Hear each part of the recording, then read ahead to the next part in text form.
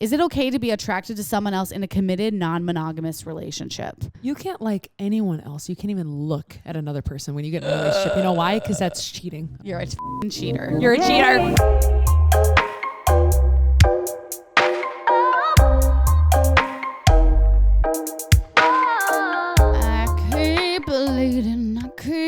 Keep bleeding out of my vagina. I keep bleeding. Keep bleeding. How we doing over there, Syd? Do you like my song? It's scary. It's scary. It's definitely making me go faster. That's for sure. I'm like, holy crap. No, but my cramps are not feeling too well right now. I got my period as well. Hey, cheers me. Cheers, bitch. Let's go. God, let's go. We had a little moment before we actually started recording today, but you know what? We were in a goofy mood and it took us a bit. We were feeling a little goofy. A little goof. Little goofy go birth. Yeah. Mm-hmm. How's everyone doing out there? What are we feeling? What are vibes? Vibes are good today. What are vibes for you? It doesn't feel like a Monday, which is good. No, I agree. And today like felt kind of like 7 days long, but not in a bad way where I was like dreading it. I was just kind of like going through the motions. You know what I mean? I agree. Today was a long day. Like I feel like I've done so much already. Yeah, same, which is good. Yeah. And I didn't go into the week thinking, oh my God, I have this task I need to get done. Oh my God, I'm dreading it. And I didn't go into the week with that. So I feel great. Sorry. I'm going to be burpy. Oh my God. What? That was a stanky burp. Well, did you smell it? Wait, really? That came from your butt. I did. It came all the way from the bottom. Wait, you smelled that? Mm-hmm. I have like, you guys, I don't know what it is. I can smell burps really well. I remember in like gym class, like when we were swimming, I'd be like, who burped? What? Yeah, I could, especially in the pool room. Can you differentiate between a toot and a burp? Oh yeah. Burps have a certain smell to them. Can you not do that? I think you can I don't too, think about it very often. Well, think about it now. Now I'm going to think about it a lot. No, today's been good. I don't know. I volunteered this morning. It felt really good. Want to hear something pretty cute? Yeah. So I volunteered at the shelter, and this woman has been there for 8 years. 8 years. And she just is leaving in 10 days to go to her first apartment. Oh. Because she's leaving the place. Yeah. Wait, that's it's very special. cute. I was like, wow, that's amazing. So how did she get, like, what has been her She got plan a job. of action? She got a job and she got clean, and yeah, she's going home or to a home. Yeah. Her own home, her own space. Good like talk for about her. way to start a day. Like that's, yeah. I was like, damn. Also just doing something like volunteering in any sense. And there's no shade on like people or feed my starving children or anything like that. Yeah. But like, it's not immediate. So I feel like it's harder to know what you're doing for immediate impact. Yeah. But finding a place where you can actually like see what you're doing for your immediate community with people who live right next to you is just so impactful on your life. So like I would consider it. Okay. I want to come with you sometime. That you should sounds come with fun. me. You can come with me next Monday or the first Monday of the month. Okay. Yay! Straight Candid moments. I feel like we should roll right in because I feel like we both have a few. We got a lot. Well, first of all, I was on my way here and I had a question for you guys. Do you? No, you can't wear diapers in the the studio. What? Wait, why do you say that? Because you were tooting up a storm, and every time she tooted, it sounded like she had a diaper on. I'm like, dude, what diaper wearing pants are you? What do you got going on? And you know what I said? I said, I'm wearing a pad because I'm a nasty, assy bitch. And I said, that's nasty. I hate wearing pads, you guys, but like, you know, when it's not heavy enough for a tampon, but it's like too light to not wear anything. I still commit to the tampon. No, I'm a tampon girl. Can't you like, okay, this is like so aggressive off the I'm bat. scared. But like, can't you like feel it in there? Yeah, of course. Sometimes. And so then do you just have to like finger do a little wiggle? I have to like finger myself and get it back up. Oh, thanks. Do you not do that? I do. I don't because it usually doesn't go in the right spot. And then I'm like, damn it. And then I take it out and redo. I just like in the middle of the room, I'll just turn towards the corner and just stick a finger up there. Game night. Hold on, guys. I got a little uncomfortable. Low key though, actually. Low key hikey though. Do you have Straight Candid moments? Yeah. I have like three. Speaking about like periods, hormones, whatever the fuck. I got my hormones like tested ever since we talked with Jolene. Like I was doing the whole full blown figuring out what's going on with my insides. Yeah. And during this appointment, she asked me how old I was. Dead ass again. I thought I was 28. And what is wrong with you? You don't know. She's the only person that literally has never gotten her birthday, like how old she is, right? Since I've known her. And I'm literally not even like, you can only do that like, if you're above 50. It's allowed if you're above 50. No, they say like 30 too. Because people are like, no, I don't know. I'm in my late 20s. So I was like, you're 35. So I was like, I was like, oh God. It just reminds me of before we started the episode. Sorry, we're bouncing all over, but you got to hear this. Oh my God. Before we started the episode, Syd is like casually talking to me in the middle of her sentence. What were you even saying? You're like, oh, but these necklaces, and then she like kept going. I had something in my throat. So like, what are their straight kind of moments this week? I was like, what is going on? I had something in my throat. It was tickling my throat. I think I'm rubbing off on you. You are a little bit. It's like, I don't know. Sometimes I look at you and I see me now and I'm scared. I'm like, oh fuck. Well, and then the boundaries between like what's okay in certain situation and what's not. I was just telling Syd, like, if I ever went back to a corporate job, I would dead ass middle of the meeting, like clear my throat like that. I know. Or pick my nose or done that one. Fart. Like I just am so myself at this point God. that I don't think I would learn how to filter. Oh, it's very difficult. I'm not going to lie. I'll be sitting there and I'm like, oh my God, I just literally picked my nose and there's people on the camera. Okay. You're like, okay, work meeting, straight candid meeting. I know it's There's hard. A difference. It is hard though. Back to my straight candid moment. Okay, so I dead ass told her I was 28 years old and she looks at me kind of funny. She's like, well, I was like, I think. And she was like, were you born in 95? It says 95 here. I'm like, oh yeah, I was 95. I'm like, oh, so I'm 27. She was like, yeah, that would make you 27. I'm like, you go, oh, okay. But your birthday is coming up, kinda. April, May, June. Oh yeah, that's kinda. not far. That's pretty close. It's creeping in. At least now I won't think I'm that extremely like. I was scared to turn 28, but now that I've thought I was 28 for a full year, it's not going to be that much big of a difference. It's going to feel like normal. Because wait a minute, another year. Fuck, exactly. Another year in 28, huh? So that was straight candid moment, but also a little catch up from the weekend. Such a nice weekend in Minnesota. Oh, I know. Beautiful. Obviously the snow sucked and I tried to go. I was like, wait a minute. Did we forget about this? We had a snowstorm? The snow sucked, but like the day after the weather was absolutely amazing. I know. And so since last episode, I was telling myself, I was going to do some more things in nature. So I went for 2 really long walks this weekend by myself. And no music. It was really refreshing and my shoes were soaked, but like so worth it. So that felt really nice. That is so nice. I did one of those too, actually, with some of my girlfriends. And I went, how wholesome. Nice. Went to Turtle Bread or whatever the heck the company's called. Turtle Bread. Got a banana loaf, like a banana bread loaf, and like walked back. Oh, like I'm like, who am I? Little Bo Peep? Like the hell am I doing? I'm just like, let me go get my bread. It's Sunday. Gotta go on my walk. Gotta get my bread. Gotta go home. Like, oh my God. That's cute. I loved it though. I'll do it again. That whole sentence, like, oh my God. Oh my God. Little Bo Peep for bread. Dying.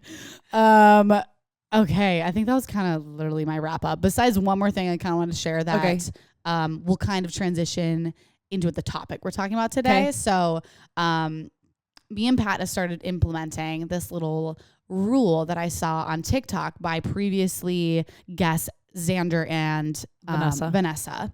And I saw her TikTok about why her and her boyfriend or husband make out every single night before bed.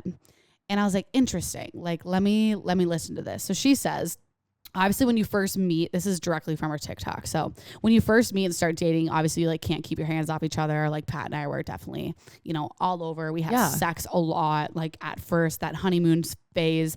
And it's like a pattern, obviously, for most people, once they get into long-term relationships, that you really stop touching and kissing so much. So eventually it gets to the point where the only time that you really, really are kissing each other is when one person is trying to initiate sex. Yeah. So she says, but what happens for a lot of people, especially if you're the lower sex drive partner in a relationship, is that you start becoming avoidant of any sort of touch or kissing.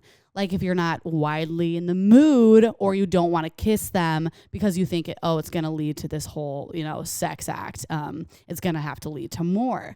So this further intensifies the narrative that kissing has to or supposed to lead to sex. And this can lead to obviously little bit of resentment, maybe like a bristle reaction where you kind of are just not right now. This makes so much sense. So she goes, you have to break the connection between making out and sex. They give themselves this experience, as many experiences as they can with making out without it leading to sex. So her rule is her and her boyfriend, her and her husband make out every single night, and there has to be some tongue contact. It can be less than a minute. If you're tired, you can literally sometimes me and Pat have just been sticking our tongues out 10 10 seconds, not even. And sometimes like we have like a good minute or two, like intense makeout, but we just go to bed. Wow. And every single night, we've been doing this for like 3 weeks now, I think. And you feel like it makes a difference? And I've been loving it. Yeah. Really? Okay, good. Because I don't kiss him like that a lot, because in the middle of the day, I don't want to do that, because I'm like, I don't got fucking time to have sex right now. Like, or I'm stressed. I want to go to bed. So I'm not going to give you a good kiss goodnight, because I got to wake up early, you know? That's so now interesting. Every single night we literally just do it.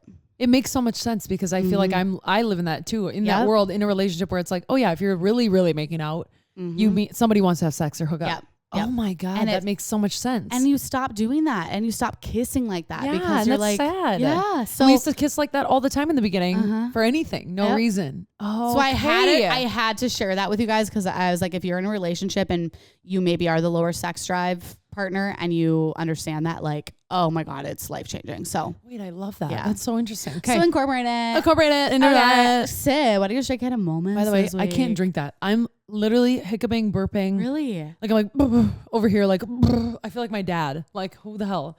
Okay. I have like a few straight kind of moments. By the way, my birthday was so fun. It was so ridiculous and so fun. Jordan, we're going around the table. Soph wasn't at dinner, but she met us right out after. And we're going around the table, and of course, one of my friends was like, we have to have you do the birthday thing where everyone says what they love about you. Oh, and it's so cute. Yeah, if you're not the person sitting in the chair. I mean, it's so nice to hear what your friends have to say about you, but it makes you feel like you're like under a microscope and everyone's looking at you like, aw.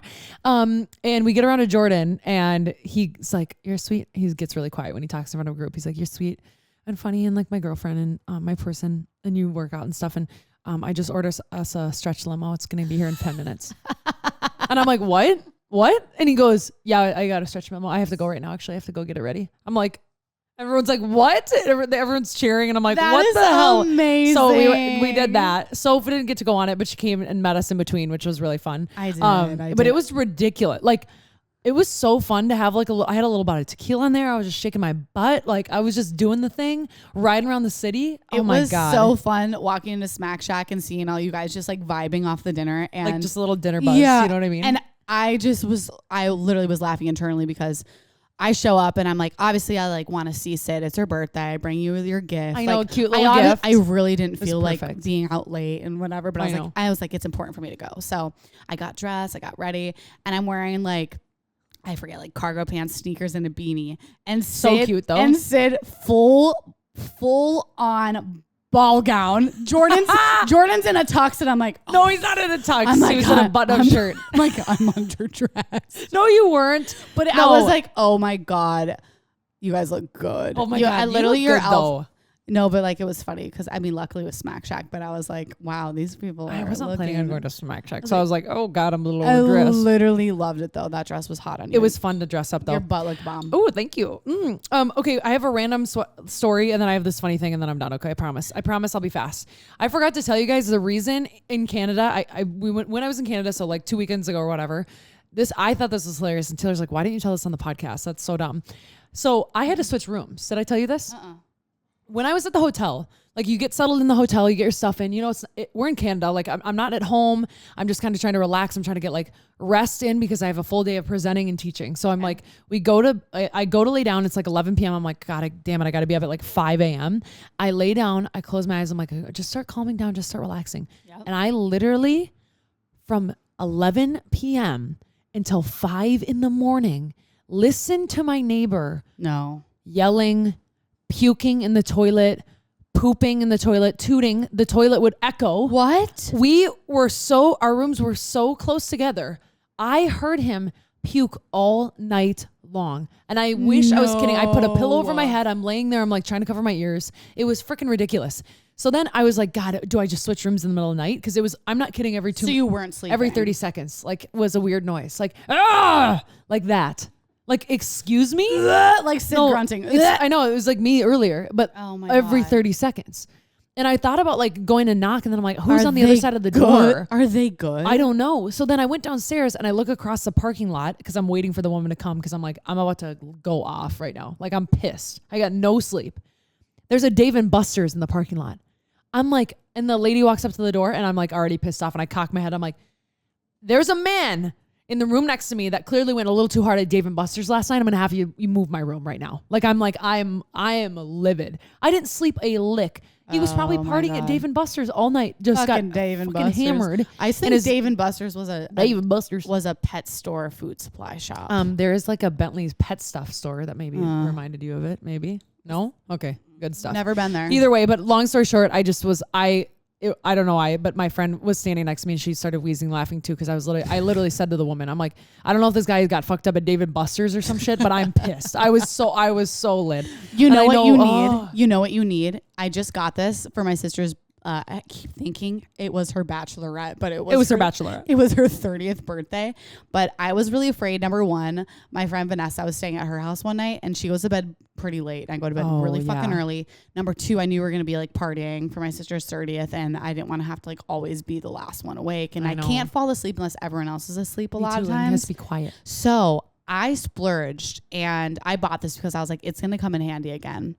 It is called the Manta Sleep Mask. Okay. It has like cups around your eyes because it doesn't press on your eyelids, but it has earphones Bluetooth connected. So it's this whole getup that you put on. It has earphones and face covering. It's literally pitch black, and you can play white noise. You can play sleep meditations. So you can fucking sleep wherever. So I should have had that. And that sounds pristine. I'm gonna always bring it when I travel now. That sounds so nice. Literally not sponsored, but we should be. But I would love it. Manta Sleep Mask. Pat had one before I did, so and then you were like, I need it. Okay, fuck, done. Right? All right, done. So little hot tip that. My last thing is I'm going through my closet. I'm reaping all. Dude, I need to do this too. Ripping the clothes out, and I finally went through and I said, I'm standing there and I'm looking at the pile and it's looking at me and I'm like, I'm not keeping you. I can't. I'm not going to do this again where I say I'm going to wear you to a rave I've never been to. And you'd be outfit number 2. That's literally what I go. What? Well, I might need it for a Halloween costume. Like, what? Ma'am, no, I'm not going to need it. And so I had a maybe pile, okay? And Jordan came in and he was so tired. He went and laid down on the bed and I go, Jordan, I need it. And he's like, huh? I'm like, you need to wake up for a little bit because I have to show you items that I might get rid of. It's very important. Yep. Okay. Yep. So he goes, oh babe. And I go, just give me a thumbs up or a thumbs down. It's really not that hard. Yeah. So I start like trying on outfits and he'd give me like a thumbs up or a thumbs down. I should do that. And then I realized that I was showing him outfits, like onesies. He thinks they're the ugliest thing ever. And he was saying no to everyone because it's literally like, it looks like a weird little unitard. It looks like a baby outfit on an adult. And then I had this. I just thought this were you not wearing pants? No, I don't know. I'm like too busy. And so his one eye is open and he'd just be like arrow down or thumb down, whatever. And my final outfit, I realized I was cracking up because it's literally this tiny little. I got a sweater. It shrunk and it's a button sweater. And so I had it open, unbuttoned. My nipples are out. I'm in these weird little yellow underwear because it's like the weekend. Who freaking cares? And I'm just standing there and I go, Jordan, yay or nay? He's like, and he literally looks. He goes, what am I even looking at? I go, yay or nay? And he's like. No, what is that? What are you wearing? I'm like, I don't know. I'm like, okay, geez. He's more. I put it back in the maybe pile. He's more like, come on over here. He's like, yeah, like what are you doing over there? I just thought that was so funny. Pat picks up some of my clothes that the ones that are like really stretchy types of tops. He goes, this has to be. Oh, it's tiny. He goes, this has to be for a baby doll. Like he literally thinks all my clothes that are. He's like, there's no way this fits you. I'm like, watch me. Baby. I'm like, well, watch me put it on. It'll fit. He's like, no, there's no fucking way. Jordan, I just will always, whenever we get home, I'll pull my pants down like really far and I'll be like, babe, I gotta quick use the restroom. And I like where my butt's out and you can see the like onesie, like weird, like in your butt. Like, and he's like, stop with that. He thinks it's the weirdest shit ever. That's a style. A onesie. Like guys are like, what the heck Have you seen the thong thing happening lately? The thong thing? Yeah, you like pull your thongs out a little bit. I feel like that's like the Britney era. That's like a 2000s thing. I don't wear back thongs, around. so. Yeah. Oh. Okay. That's great. That's my circadian moments. Sorry, that was like 10. I need to go through my closet as well. And I need to go through like my whole apartment because you'll never regret getting rid of things. I'm telling you now. It feels so like relieving. I feel freed. I have to like convince my boyfriend to do it too. So wish me luck. Why? He literally has like one mini rack. Not clothes. I'm talking about apartment. Oh, got it. Okay. You guys live in a tropical safari in like Epcot. But he does. Like you literally do. You live in a Disney like tropical safari in Epcot. But he does. Maybe that's not the right place. I don't know. I love that little, but yeah, he does have a little mini rack. No, he has a whole side of the closet now. Okay. He does have interesting decor, and that's fine. Minus a quarter.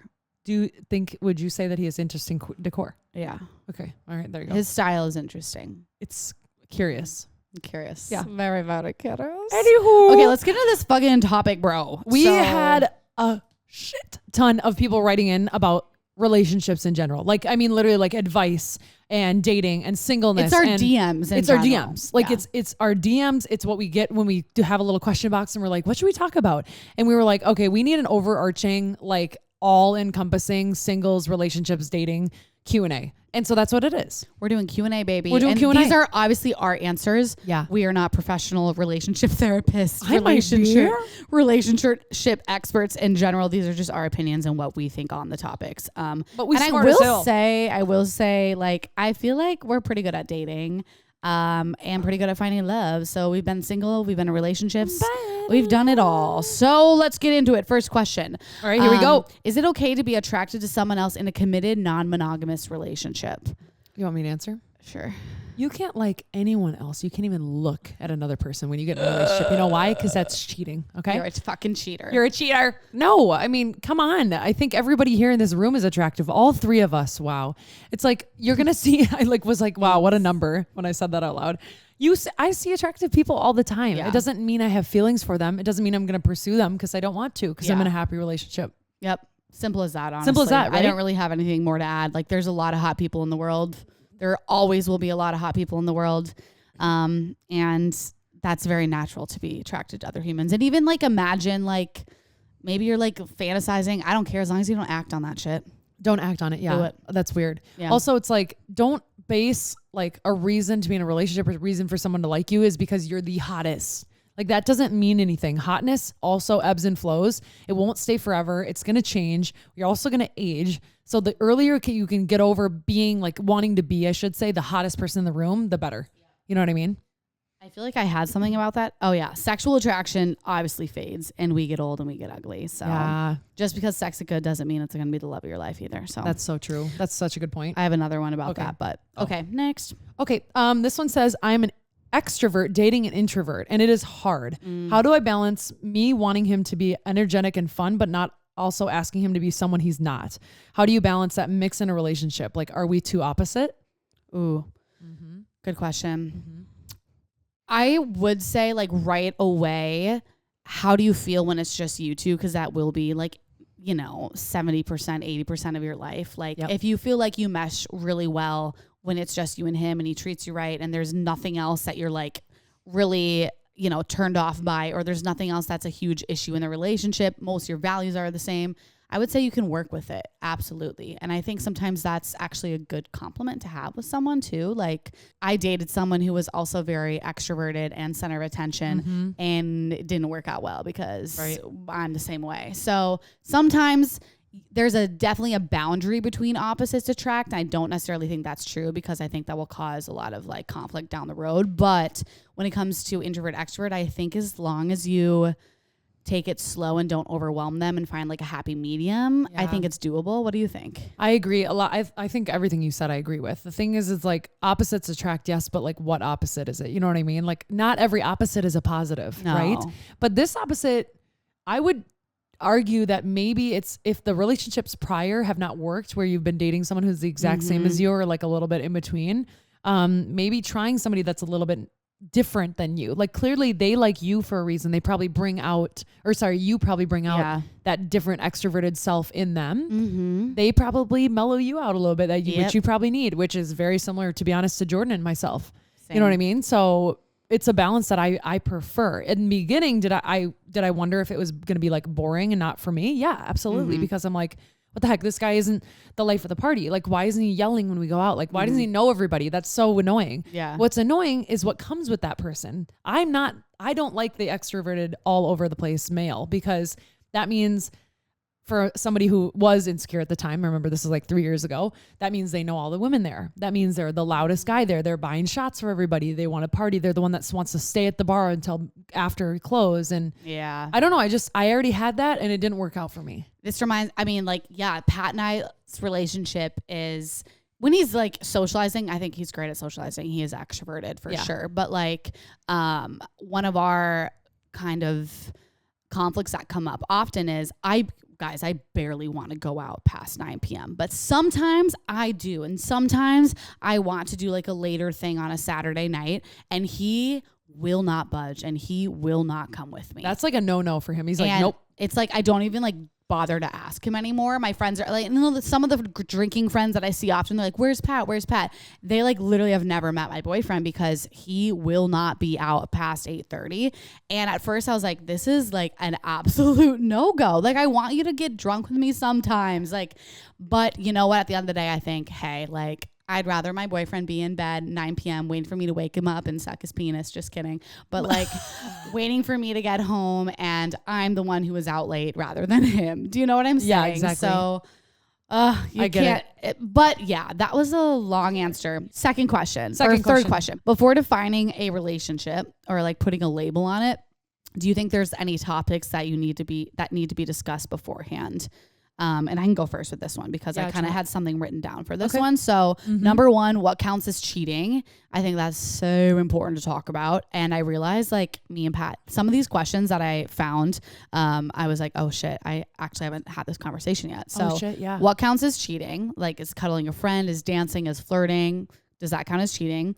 Are there any secrets that we should keep to ourselves? Like, what if my ex texts me? What if my friend doesn't like you? Like, am I supposed to tell you that?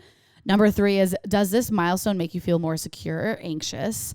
Are you more comfortable being yourself? Number four, do your expectations of me and our relationship change? Are we going to hang out more? Am I going to be your primary emotional support? And the last one is, besides adding a label to the relationship, is there anything I can do to make you feel more secure? So like, should I make an Instagram post? Should I, announce that we're dating? And any long-term relationship goals. I don't know. I was just like, those are kind of nice. Like, especially the cheating one, I realized. The cheating one for sure is like an absolute. And the secrets. The secrets are huge, I guess. I don't know. I don't think I have a lot of those convos. I feel Me either. Well, actually, now that I think about it, when Jordan and I started seeing each other, he's older, right? So 6 years, I think. I definitely asked him, I'm like, there's 2 no-goes for me. Like, I'm not getting married in a church. That's number one. And that's a big deal for a lot of people. And that's okay. I'm just saying, like, right off the bat, and I'm also not in a rush to get married. So like, you being 6 years older, if that's something that's a deal breaker for you, then we need to move on from this. And we had that conversation literally on date number 2, I believe. And he was like, no, neither of those things bug me, whatever. And I was like, okay, cool. Like, let's keep moving forward then. And maybe even the kid thing. Like, if you want to have kids. Yeah. It's hard. It's hard because like my boyfriend is so young. I know. So like when I was 24, as a female, I didn't want kids. Yeah. So as a male, I feel like it's even later. So I'm like, I've like had this conversation with Pat a few times and he is like, I don't know, like, I don't really want them, but I don't really not want them. So I'm like, okay, that's enough hope for me right now. I know, you're like, well, hold on to that. That's perfect. I think, and I don't really know still. You don't need to know. Yeah, that's a hard one though, because you don't want to, at the same time as you're getting into a relationship, you don't want people to like, be like, Jesus, like, holy. Yeah, like, you don't want to like overwhelm pushing it them. A little bit like right now. Yeah. Because it can overwhelm people, and that's kind of fair too, because it's a lot. I think it's a good conversation to have like after you're actually starting to date, not when you're just seeing each other. No, definitely don't do this. No. First date. No. Absolute no go. Over your first sip of a margarita. So are you gonna have kids or no? You're like, okay. Do you want kids with me? Do you want to have kids with me now? Okay, question number 4? Yeah. I guess we don't need a number. We don't need a number. We can have whatever number we want. Okay. I can't get over something my boyfriend did a long time ago. Hear me out. We were about 4 months into dating and I saw an email notification pop up about him not logging into his OnlyFans lately. I confronted the situation. It went super smooth and he was understanding, respectful, and kind. To be honest, I'm not bugged by any of this. Like, porn doesn't bother me, but on OnlyFans, there's a chance you're kind of interacting directly with a person. To this day, now 4 years into my relationship, I can't get it out of my head. And he hasn't done anything to ruin my trust ever. What the heck did I do? Or do I do? Wait, so he wasn't logging into... So it was saying, so basically they're 4 months of the relationship, and think about it. If you don't do something for a certain amount of time, I'm trying to think of like an email that I've gotten. It'll say like, hey you, like you haven't logged into your OnlyFans in a while. Like, and so she saw that when they were like dating for 4 months, and she got kind of like weirded out. Now it's 4 years later. And now they're 4 years later and she can't get it out of her head. Oh, this was a condensed, it was a very long one. That one, okay. There's two things that my brain goes to. There's one is if you haven't brought it up in that long, do you really have open communication in your relationship? Because to me, that sounds like something that needs to be talked about so you're not obsessing. For me, even when it's something that's so ridiculous, I'm like, are you going to ever hook up with my sister? I don't know, something stupid. I have to ask. It's like literally if it obsesses your brain, just get it out. Get it out. If you can't talk about it, that's not a good sign for number one. But number two is, it sounds like you got a little work to do internally, you know, like a little insecurity that you need to work on. I'm just going to say about the first one, like, I don't know if it's smart to bring it up right when you're thinking about it at all times. Not right away, but I mean, you're 4 years in. Like, you've been thinking about it for 4 years. She definitely should have had this communication earlier. Absolutely. Yeah. But I always this is what I do. When I have an insecure thought or feeling or something I want to talk to Pat about, before I just internalize it and try to explain myself to him, I always talk to either a friend or a therapist and help get another outsider perspective. That's good. And I feel like my therapist has always helped me okay, maybe ask it this way, or okay, what is really bothering you about this? And maybe I end up realizing I don't actually have to ask a question in something that I'm dealing with. So I feel like that's helped me a lot, getting someone else's perspective, because from the outside looking at just this question, from what you've said, you have nothing to worry about. It sounds like it was a long time ago, and this is something that you probably need to work on your trust issues and not even bring it up to him at this point. It's a trust thing. Yeah. Yeah. Definitely. But if something's bugging you, say it before. Say it. Also, don't have my Invisalign in, and my teeth moved a lot lately, and it's for sure giving me a lisp. It's very my mouth feels different. Yeah. I need to fix my bottom teeth very soon. That's okay. Tips on initiating sex and any sex tips in general. This one has a lot of different parts to it. So tips on initiating sex in a relationship. And then we can also talk about single initiating sex. In a relationship, the reason why I was we should definitely talk about this is because I've been dealing with Pat literally is just ready all the time. Pat Plan Daddy is the horniest goddamn guy I've ever met in my life. And I'm not. And I get home and I'm stressed and I am hurrying to clean, to cook, to wash my face, to get into bed. And if I come in and I'm and I just let out this big sigh of release, or I finally just sit down on the couch and take a second to breathe, and you come over and you're let's fuck. No, I don't like that. I'm no. Read the room. He doesn't say let's fuck. He's a little cleaner than that. But he'll be hey babe, know, and try to hump me a little bit. It was a little animalistic type of humps. Something, I tell you. And it's just, you got to read the room. So if I had to give tips for this, for initiating sex, as someone who has the lower sex drive in her relationship, would be, I think it'd be smart to maybe ask, okay, how are you feeling?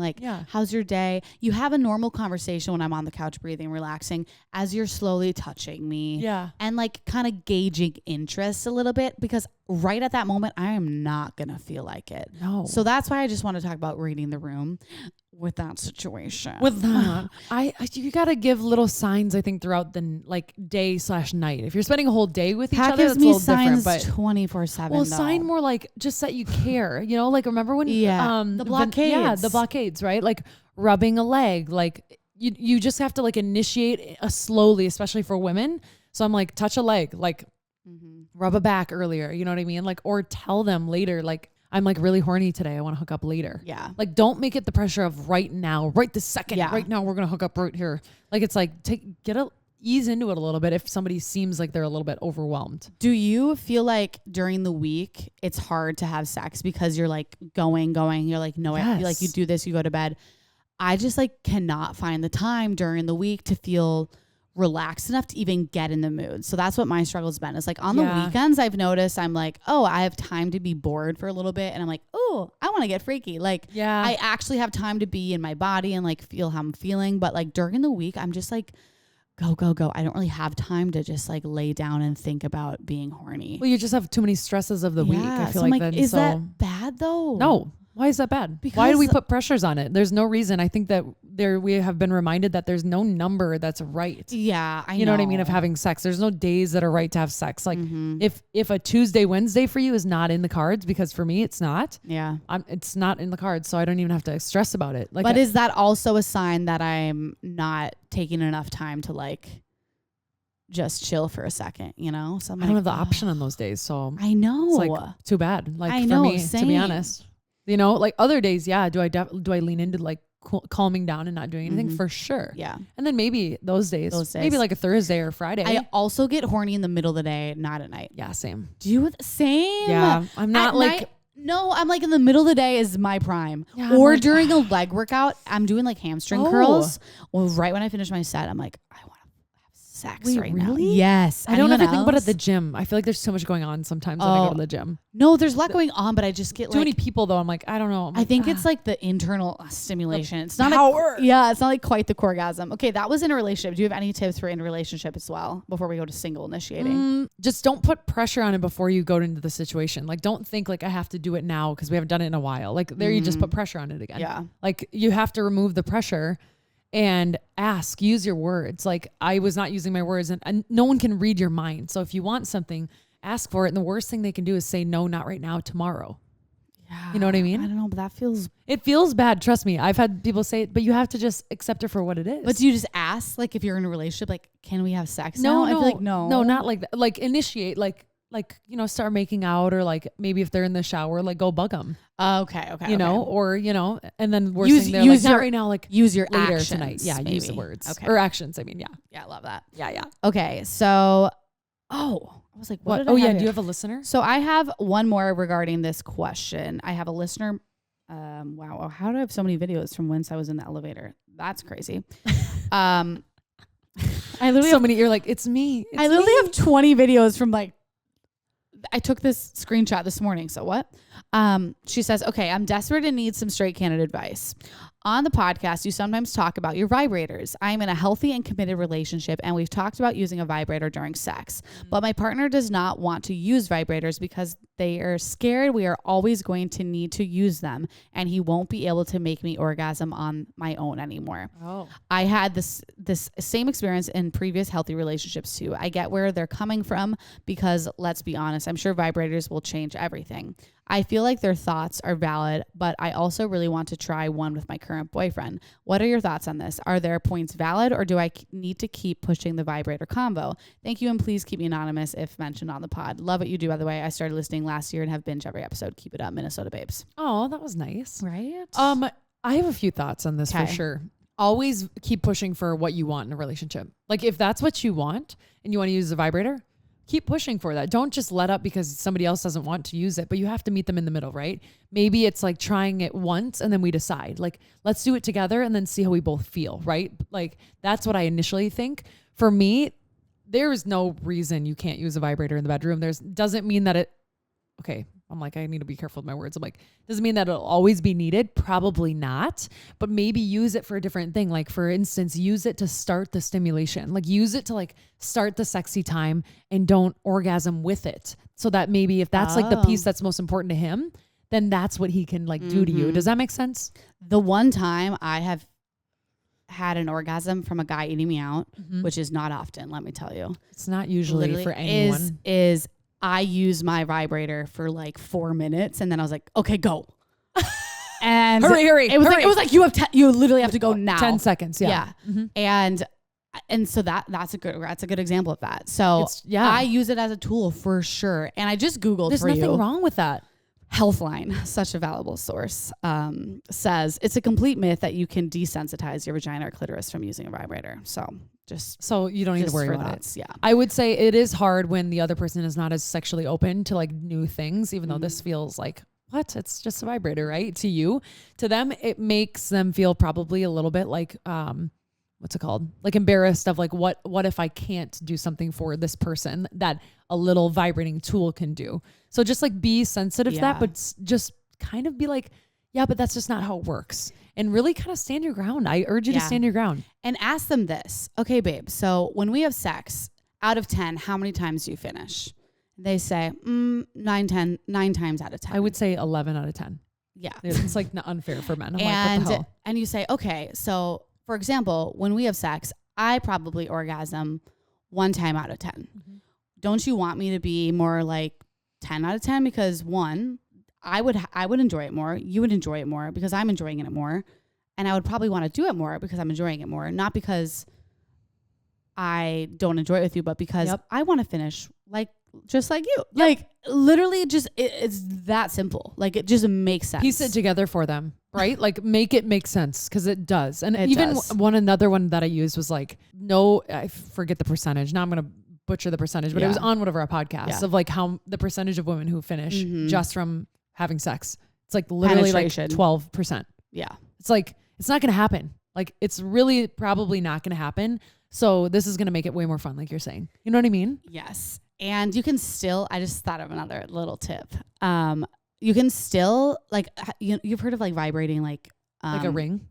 Yeah. So I tried one of those. I was like, okay, whatever. But lately I've been doing without my hands. So it feels like it's all pat is a lot of times the girls can finish if they're on top because you can like grind a little bit. So I put my vibrator on his stomach pretty much and I'm on top and I'm just kind of grinding, but my hands are free. Oh, so you don't use it. Yeah. So I don't use it. And that's been like a new thing that I've just discovered like past month. So make it fun. Make it fun. I think if you're turned on, they're going to be turned on. So win-win. That's what I would say. Win-win-win. Win-win-win. Win-win-win-win.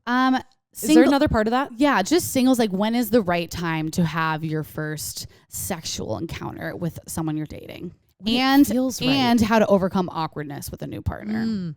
I will say if the tension builds up for too long, I've experienced this. Like there's so much sexual tension that you're expecting this like pizzazz, boom. Oh my God, that was crazy. And you're sober too. It's just like, and it's just edgy. You're like, get nervous. It's like you get nervous and then like, you're like, oh my God, they're not hard. Like, oh, they're not turned on by me. But really it's like, it's just the pressure. Because they're nervous. Yeah. So I would say give it like, I like to say like 3 times so that you're like calm down, like 2 to 3 times.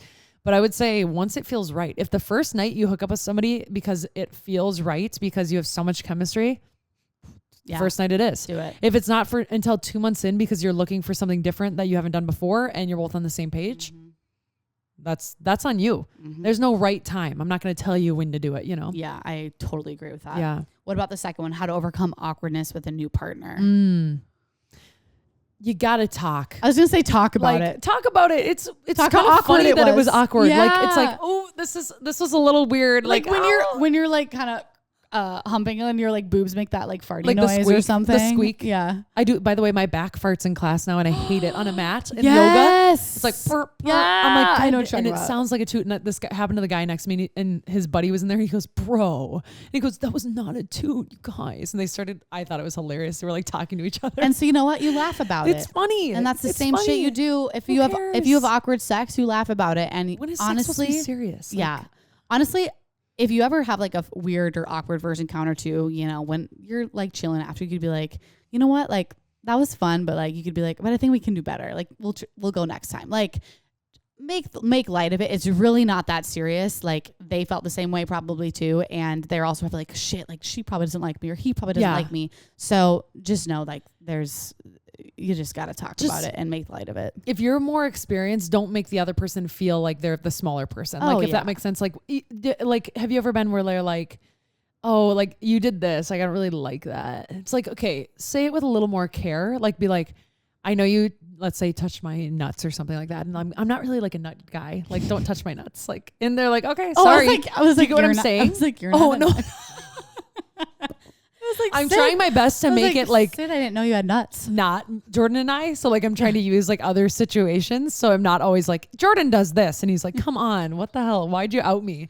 But it's like, don't make if you're the more experienced person, don't make the other person feel like they're like this little weenie. Like, why did you do that? Yeah. Just communicate. Yeah. I want this. I want that. I don't really like that. Boom. Done. Besides, when you make the other person feel like empowered and like sexy, it just makes everything better. Makes it so much better. Totally agree. Okay. Next. Okay. How do I stop with the psycho habits I had with an ex in a new relationship? He hasn't done anything and I still creep on his phone when he leaves it out. And I catch myself writing a narrative in my head about what he's doing and who he's talking to. Same answer as the OnlyFans ones. Literally. That's what I was going to say. RT.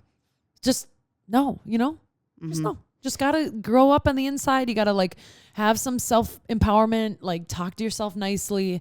use actual signs versus signs that you've written in your head to tell you what's going on in the relationship. Mm-hmm. And that's something I'd probably do your best to talk to an outsider about, definitely, and try not to completely or always bring that conversation up with your significant other because it's going to push them away. Especially not like before bed. That's a no-no. I've learned that one pretty hard. Just like in general. Like when you're in bed and they're like, hey, good night. And you go, can I talk to you about something? It's like literally Jordan would be like, Sydney, no, why are we doing this at 11? I'm like, because I've been thinking about it all day. It's like, no one wants to talk about this right before bed. Never ends in good things. Okay. No. Next one. How can sorry, Tay, go ahead. What do you guys think? Because I think a lot of women self-sabotage in relationships. So how do they know if they're actually just being in their head and being insecure, if they're self-sabotaging that relationship? Good question. Taylor, you kind of brought up a good point. You know, I think we've all been probably in a boat, something similar to this, where you're like just in love, infatuated with someone that you think is like better than you for some reason, for some stupid reason. So you get insecure about it. And you feel like you ask too many questions, or you are too energetic, or talk too much, or talk too little, or aren't yourself. Don't ask them to hang out too much. Or like too eager. Mm-hmm. And I think it does all come back to they're probably maybe not the best match for you if that's how you think. If you're like, okay, you know what, like they're above my playing field, whatever the hell. Yeah, like out of my range or whatever the heck. Yeah, whatever they say. What's the word? I don't know. What's the fucking word? Out of my range. I don't know. Wheelhouse? No. Yeah. Anyway. Well, like you're also going into that. We've said this probably thousands. There it was. Sorry. Thousands and thousands of times on this podcast. But like all you're caring about is if they like you versus if you like them. Like if you go into it with that and just thinking like, hey, we're going to see if we're friends, see if we even vibe. Like it's a whole different experience. It doesn't have to be so heavy. I feel like I didn't answer your question. So why don't you talk? Okay. My thing is, and I remind my friend / Taylor of this sometimes too, is like, why is it like why are you always just thinking about what they think of you? And my thing is have you ever taken a step back and been like, oh my God, is this actually a complicating situation? So for me, I'm like, is it actually hard to hang out with them? Are they actually not making an effort, or am I being a little bit like clingy? Like what is actually going on here? If I just like take a step back and looked like it out from the outside in at a friend's relationship, if you're seeing that like, wow, they're really not making an effort. Wow, that one time they said something like really weird about like something they do at work that made me just feel shitty. Like it just think about the situation as a whole and stop thinking about it as like oh God, I'm just the problem. Like, are they the problem and you're not meshing and you're trying to force something that actually doesn't really work?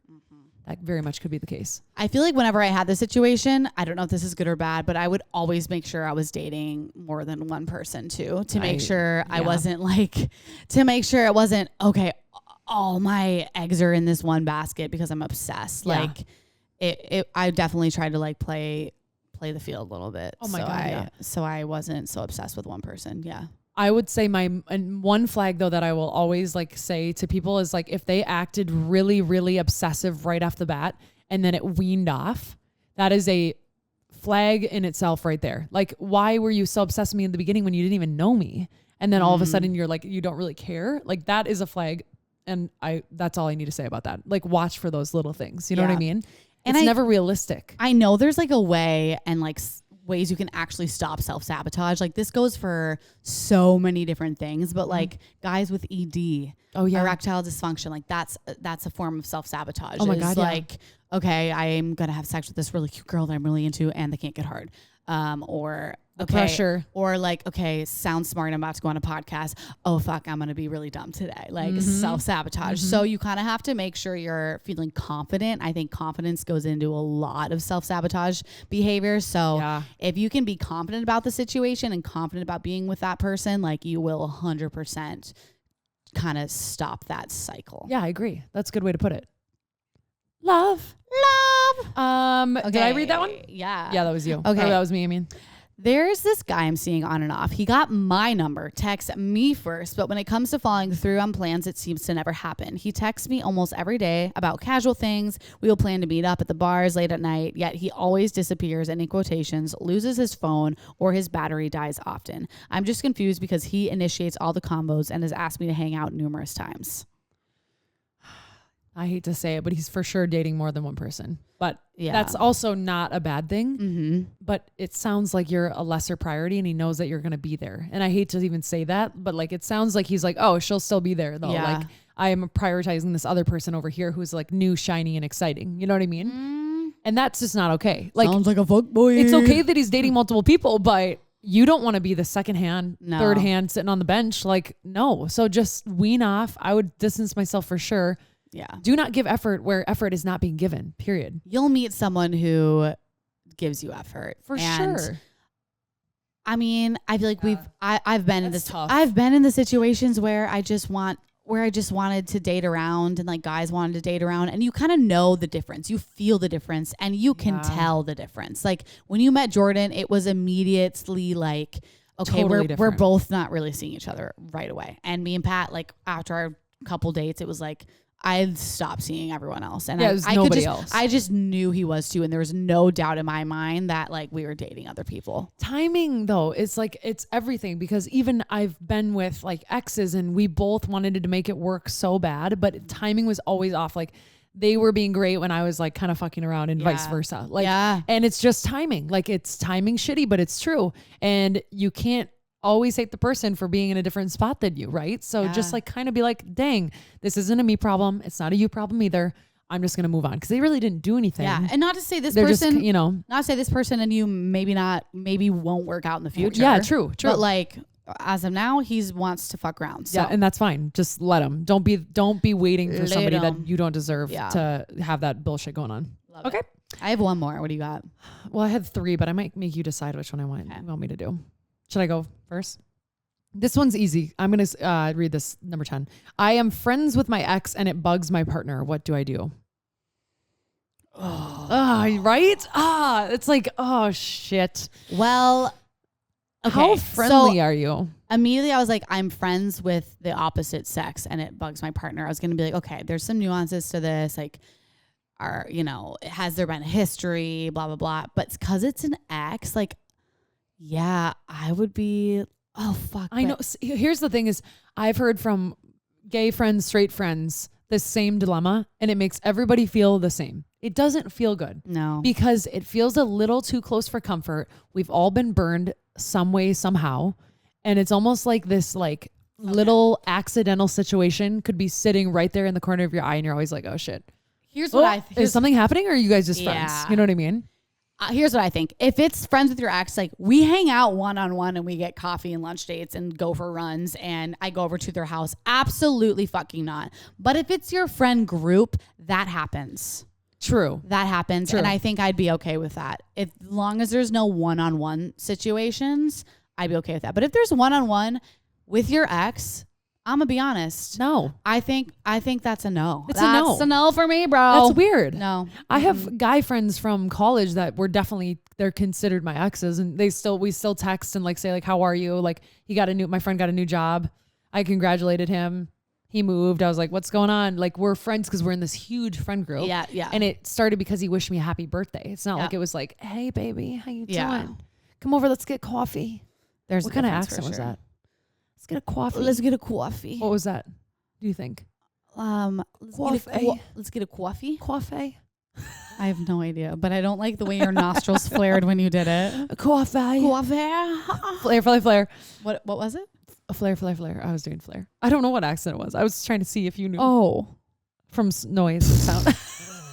How can I increase my chances? How can I increase my chances of finding love? Oh, love. Good question. Love. Okay, here's the thing. If you want love so bad, all you got to do is call 1-800 gotta get love. No, I'm kidding.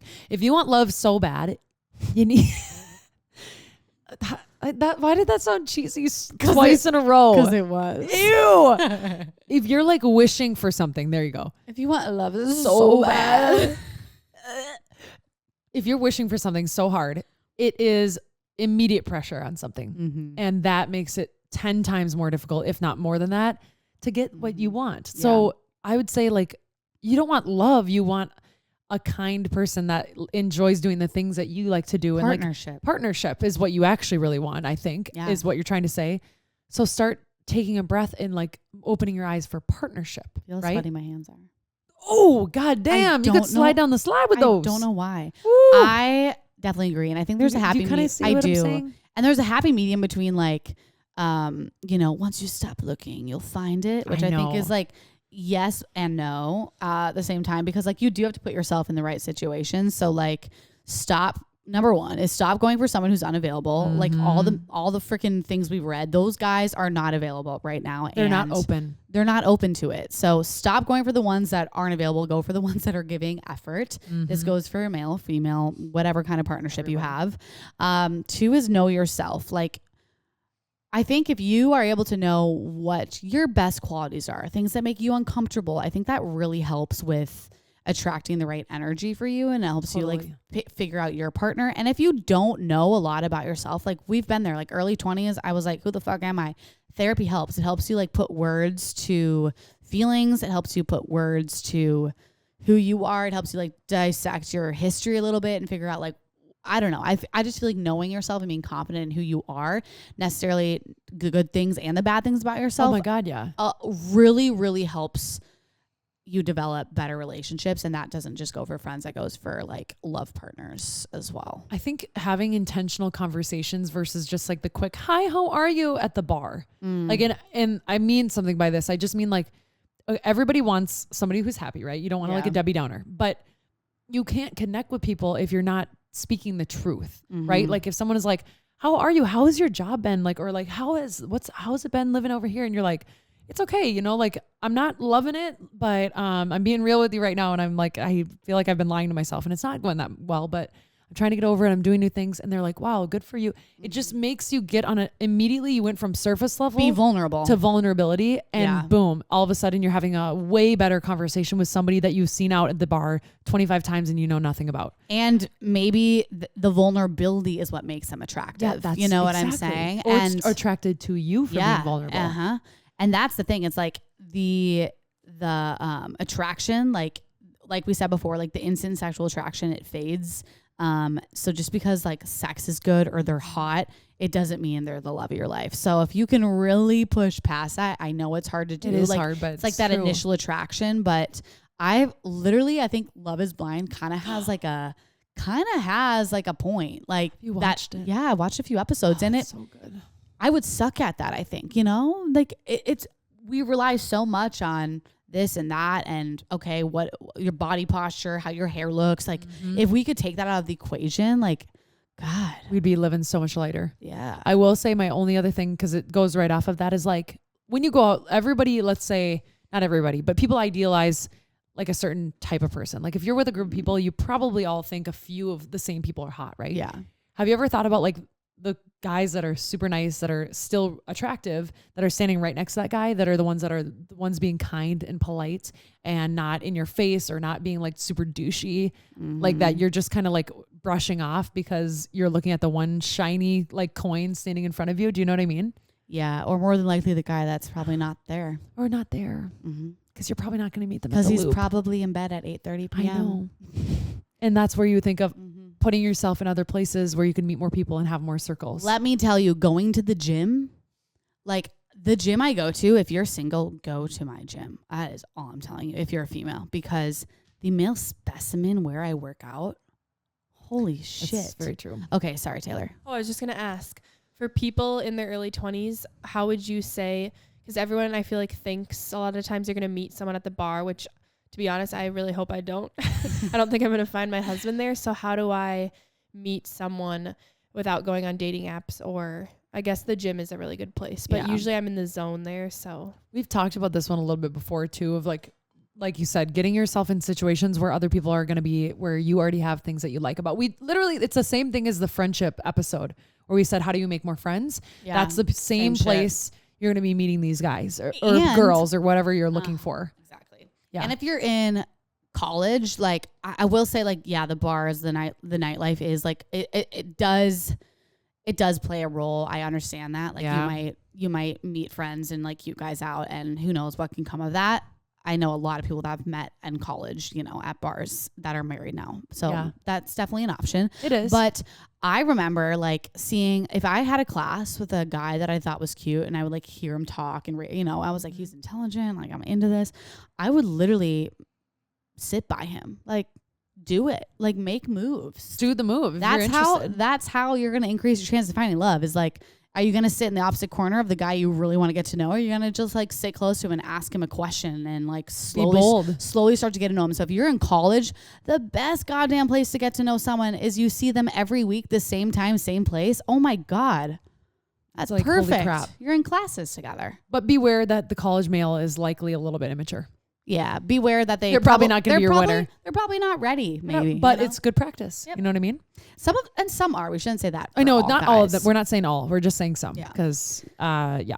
And besides, I know a lot of people in college like meet their love of their life, but they're not ready. So they keep it casual and then they end up getting married later on. So there you go. Yeah. What goes around, comes around. My last one for how to increase how to increase chances of finding love. Oh, I was like, is to look up from your to look up from your phone. So I feel like a lot of times, especially now, like coffee shops, like we're just looking at our phone versus like looking around. So look around, be curious. Baby. Yeah. Okay, I'm done. I have two more, but this first one I think is going to be pretty quick. Okay. I am in my 30s with one kid and still have one night stands. My friends don't love it. Neither do I really, but I didn't get it in my 20s. Is it fair of my friends to judge me? Am I not allowed to do this? I don't want to be stuck in another marriage yet again. So she's 30, divorced, has a kid. Is the kid around? The kid's not going to her one night stands with her. Well, who's watching the kid? Well, the kid probably goes to a babysitter or his dad's house.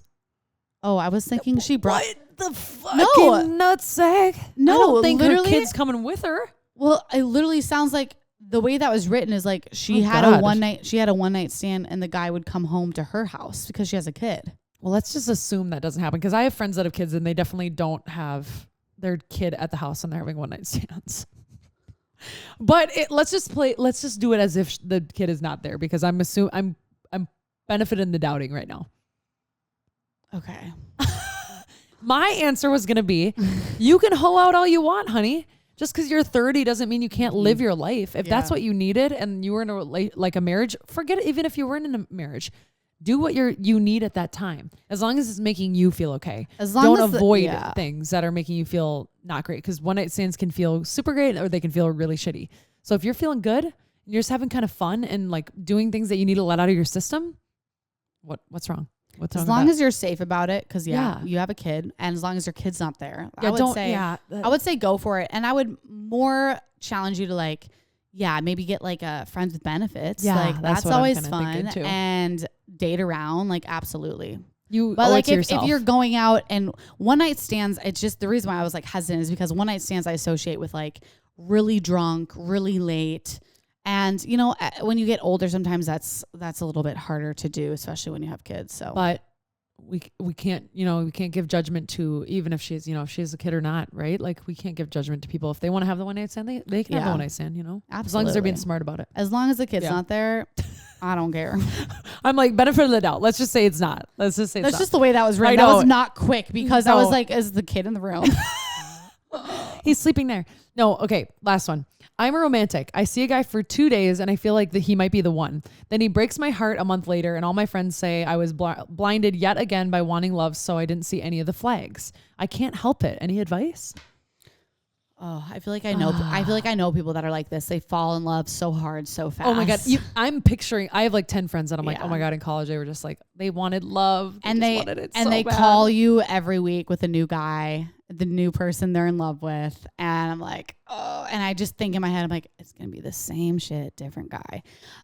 So I think a lot of that has to do with, like your confidence, your security with yourself. Like there's something that you're missing, I think, within that's making you think someone else is going to fill it. So you got to figure out your shit first, because every single person you meet, if they like you, you're going to be infatuated with them, which is not the case. It's like you get infatuated or get excited with the idea of somebody liking you. Mm-hmm. Like you're like, they chose me. They chose me. Like, oh my God, I was chosen. Like, this is my person. Like, it doesn't work like that. You got to choose people too. And you got to wake yourself up a little bit. Give yourself a little shake when things seem so good, almost too good to be true.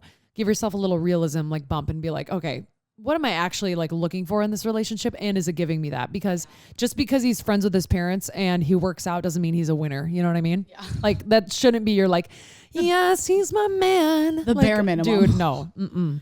Oh gosh. Oh, okay, Lord have mercy. love. I hope you guys liked our takes. I got a straight Hannah listener moment for you this week, and we are gonna wrap it up. So, after this person wrote in, straight Hannah listener moment. After my most recent breakup, I decided to download Hinge for the first time, and boy, oh boy, was I having fun. So validating, but that's besides the point. So I matched with this super hot guy. We messaged for a bit and finally planned to meet up. When I tell you my knees buckled when I saw him, I'm not lying. Not because he was hot, but because it was my cousin. Again, my cousin. My first fucking cousin. My cousin catfished me. Oh. He said he always had a crush on me, and now that I was single, he thought he could convince me to consider dating him. I was appalled, to say the least. Let's just say our family gatherings are still very awkward. Syd's jaw to the floor. I'm disgusted. What are you doing? What are you doing, buddy? Are we down south now? What did you think was going to happen? Your mom's going to be okay with this. Like, what are you doing? What? Okay, what about second cousin? No, I've already had that happen and no. What? Yep. What do you mean? My second cousin hit on me. Taylor knows this. Tell me more. He asked me if I want to have stay up and have an all-nighter. And I was like, what? How old I was were you? little. I was like 13. He was older. He was like 17. I'm like, no. Yeah, and like just weird things. That's weird. Sketchy. And second cousin, third cousin, I don't really give a cousin whatever, but he was my cousin. If we're blood related, I don't care. No. Like, you look a little bit like me. Like, get the fuck out of here. You know what freaks me out is when we learned from Dr. Jolene that you guys, when you're on the pill, you sniff out and you're more attracted to guys that are more similarly genetically similar to you versus when you're off the pill. So I was attracted to Pat when I was on the pill. So he's probably more genetically similar to me than I thought. And then like, what if the people I'm attracted to now, they're probably more genetically different. Like, what if we are all like kind of related to our significant others because we were all on the pill when we found them? Inception. It's just crazy, bro. Jordan, literally the other night, we're laying there and I'm like just laying there kind of getting comfy, and he goes, do you think that you'll like me when you get off the pill? Like, because he was looking at her social. He was looking at her social media. I found Pat. I'm like, yes, I will like you, babe. I laughed. I'm like, what? Well, tell him this too, because I think I'm finding Pat more attractive because, you know, are we talking about both of our boyfriends have like those browed ridges? Wait, I was going to bring it up, but then I felt like, oh my God, I'm totally outing him. Both of our boyfriends have like, you know, when they have like the bones on their eyebrows, they look like a little bit of a Neanderthal. I took anthropology, human evolution. So this is not BS. Like, this is the truth. So this is real. So they both have that. A protruding. It's called a protruded eyebrow line, or eyebrow bone, or brow line. Brow line, yeah. And so when you're off the pill, you find those types of people more attractive because they have higher testosterone. Ooh, sexy. So yes, you will find them still more attractive. Oh my God, amazing. Okay, sorry, what were you gonna say about your? It's literally just means, and you guys are like, what are you talking about? But obviously, it went like ape, Neanderthal, human. Wait, what do you mean? It went like evolution. Sorry. Okay. If you're like not. The Bible doesn't I'm say sorry. that. Don't. You get the hell. Let go of my wrist. Get away from me. I don't care if you believe in both. I don't care if you believe in one or the other, but here's what I learned in school. Okay. I had Neanderthal person. We're all persons now. Okay. If they have a protruding forehead line, it means that they are closer in relation to the Neanderthal. Therefore, they evolved later. Doesn't mean that they're less evolved. It just means their bones are closer to the Neanderthals. There you go. You have it. Thank you. You just got an A++ in anthropology, which I got a C in. So there you go. What does like the biblical evolution look like? I'm not sure. Actually, I do know. It was loosening. What? We don't know what we're talking about. Oh my God. I almost said it was Lewis and Clark. I meant to say it was on the ark. It was on the ark. Oh my God. Lewis? With the most confidence. It was Lewis and Clark. I'm like, oh my God, no. I'm sweating. Welcome to theology. Literally. Class. Oh God. I went to public school my whole life. Okay. No private school for this girl. I took theology my freshman year of college and everyone knew what was happening. And I was like, I got made fun of because I didn't read the Bible. Yeah, same. I was like, shit, I don't know. Sorry. I mean, yeah, half my family is really religious, so. A lot of my family is too. Well, you guys, on that note, it wasn't Lewis and Clark, I'll tell you that. But when you find out what it was, let us know, all right?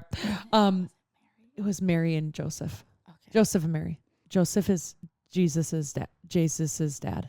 Or wait, shit. Okay, I gotta be done. I can't. I'm sorry, you guys. I just actually don't know. I need to go read. I need to like get educated. You guys at Straight Candid Podcast is our podcast on Instagram on all the things. Wait, what'd you say? I hope we didn't lose listeners. I know. Sorry. People are like, why are we still listening? We're just taking light of this. These are just also actually our thoughts. Like this is welcome into my brain. You're welcome. You can hang out in here if you want to. If you hate it here, now you know where not to go. I'm at Candid Syd.